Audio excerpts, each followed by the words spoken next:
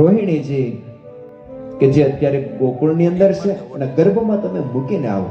બ્રહ્માજી પ્રાગટ્યને પામ્યા છે અને ભગવાન એ ઉદરની અંદર પધાર્યા છે. હવે જોજો બધા દેવતાઓ ઈશ્વરો બધા ભગવાનની સ્તુતિ કરવા માટે આવે છે. સત્ય વ્રતમ સત્ય પરમ ત્રિસત્યમ સત્યસ્ય યોનિમ નિહિત્ય પરમ ત્રિસત્યમ સત્યસ્ય. ભગવાન પ્રાગટ્ય થવાના છે એની આગળની બધી સ્તુતિ છે. હવે કેટલા દિવસો સુધી કથા કરો તો પૂર્ણ ન થાય. 16 શ્લોકની અંદર બ્રહ્માજીએ સ્તુતિ કરી છે. સત્યાત્મકમ ત્વામ શરણમ પ્રપન્ના સત્યસ્ય સત્ય મૃત સત્ય નેત્રમ સત્યમ પ્રપન્ના. જોજો ભગવાન બધાને રાજી કરતા જાય છે.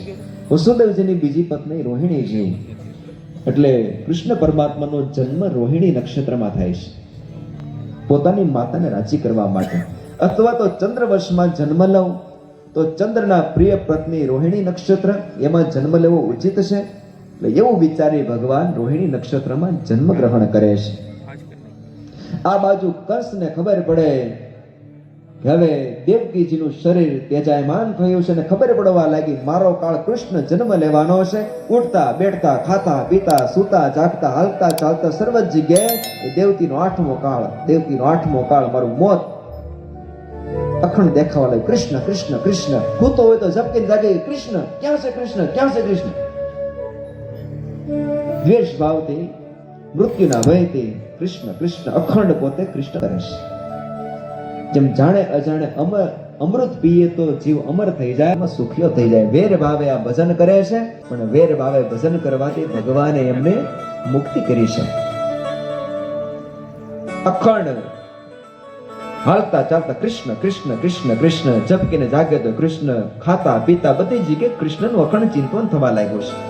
આ ગોકુળમાં આનંદ મનાવવાનો છે. ભગવાનનું પ્રાગટ્ય થયું પહેલા આપણે વધાવી લઈએ. યદા યદા હિ ધર્મસ્ય ગ્લાનિર્ભવતિ ભારત અભ્યુત્થાનમ. માતા દેવકીજી ખૂબ હૃદયમાં આનંદિત થયા છે. અનંત કોટી બ્રહ્માંડનો માલિક મારે કોખે અવતરીને મને દિવ્ય સુખ આપવા માટે પધાર્યો છે. અનંત જીવાત્માના સુખને હેતુ આજે ભગવાન પધાર્યા છે. ચારેકોર પ્રકાશ ફેલાણો છે, દિવ્ય વાતાવરણ સર્જાણું છે.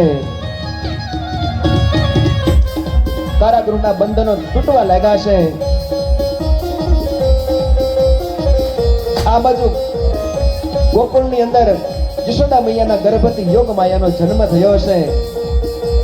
અને યોગ માયા પોતાની માયા ફેલાવી છે, સૂઈ ગયા છે. યોગ માયાએ પોતાનો પ્રતાપ ફેલાવ્યો છે.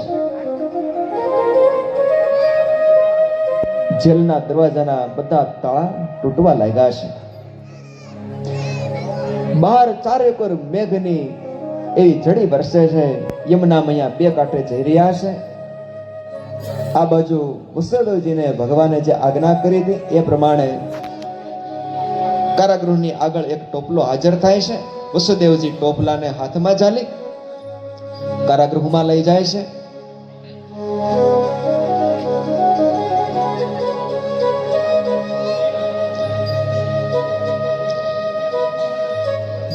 હાથની બેડીઓ, પગની બેડીઓ બધી તૂટી જાય છે. અને એમાં શેષ નારાયણને ચિંતા થઈ કે મારા પ્રભુ વરસાદમાં પલ્લે છે. પોતે ભગવાનની ઉપર છત્ર ધારણ કરવા માટે શેષ નાગજી પોતે પધાર્યા છે. વસુદેવજીની પાછળ પાછળ ચાલી અને ભગવાનની ઉપર છત્ર ધારણ અને ધીમે ધીમે ધીમે ધીમે વસુદેવજી પોતે ચાલતા ચાલતા ચાલતા યમુના મહારાણીના જળની અંદર પોતે પ્રવેશ કરે. દિવ્ય દર્શન દેવા માટે પધાર્યા છે. ગાયજો આપણે વસુદેવજી આવે છે ત્યાં સુધી આપણે યમુના મહારાણીમાં પ્રવેશ કરીએ, કેમ કે યશોદાને ત્યાં ભગવાન જઈ રહ્યા છે. ગાગર મેં સાગર ભર આયા, ગાગર મેં સાગર ભર આયા, બ્રહ્મ યશોદા के घर आया में सा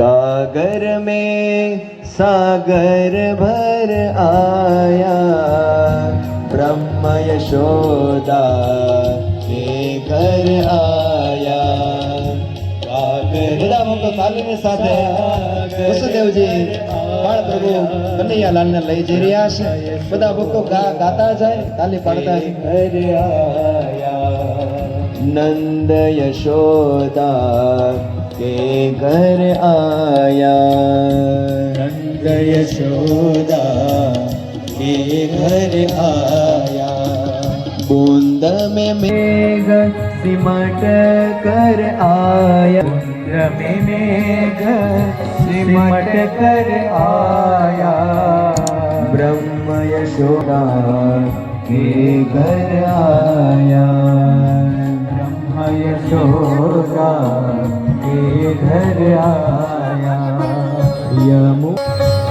यमुना भरने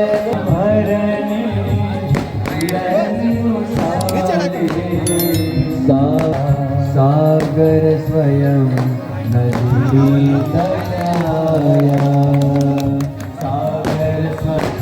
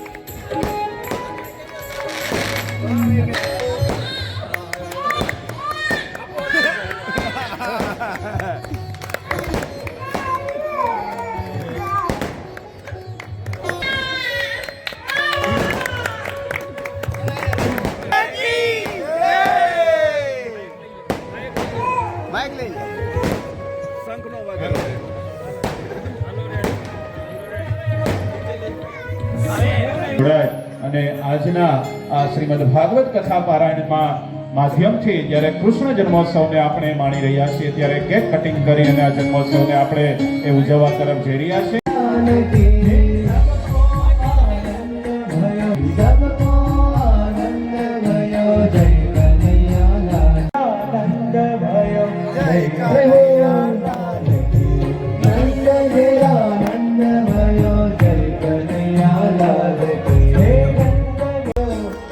કનૈયાના દિવ્ય પ્રાપ્તિનો આનંદ માણવાનો છે નંદ બાબાને ત્યાં 5000 વર્ષ પહેલા જે આનંદ થયો હતો એ જ આજે બગસરાની ધરતી ઉપર ઠાકોરજીના દિવ્ય પાટણ સુના પ્રસંગે આપણે સૌ કોઈ શ્રી કૃષ્ણ ભગવાનના પ્રાગટ્ય મહોત્સવ માણીએ જય કનૈયા લાલ કી રજ મે આનંદ ભયો જય કનૈયા લાલ કી રજ મે આનંદ ભયો જય કનૈયા લાલ કી